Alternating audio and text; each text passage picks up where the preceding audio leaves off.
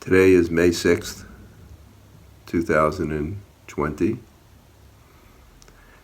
and I had two amazing experiences today.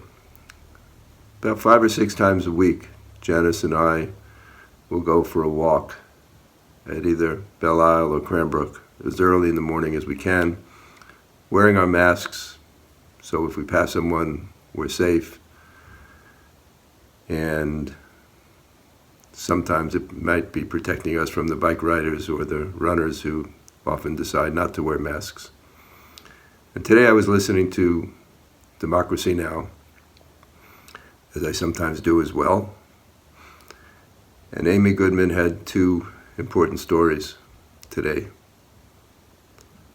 One was the story of Laura Garrett sharing the long-term needs as it relates to the virus, and she emphasized that this was a virus of humanity's movement and not just separate from humanity on the move, and that it could be years before 7.5 billion people are vaccinated.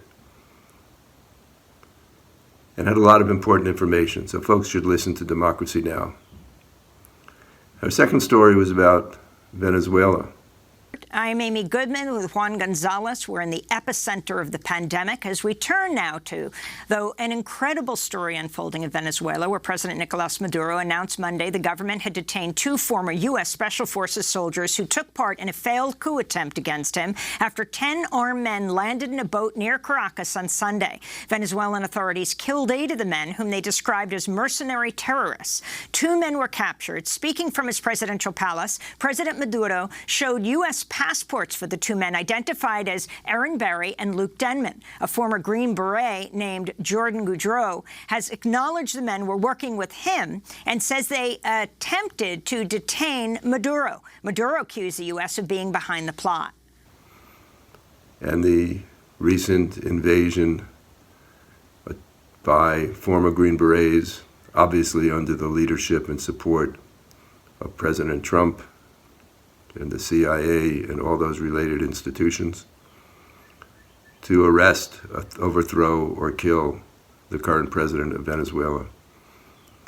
And it reminded me so clearly of not only remembering the Bay of Pigs when I was 12 or 13, but the war against the Central American people in the late 70s and 80s, the overthrow of the Sandinistan government, the hundreds and hundreds of thousands of people that were killed by U.S. forces and U.S. support for the regimes in those governments.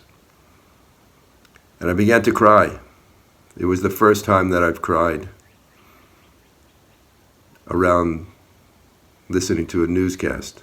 Sometimes I'll get sad, and a lot of times I get angry. But I cried because there were 2 lessons there. One, the lesson for me of how long we've been engaged in political activism and radical struggle, and how the journey really is one that we continue on.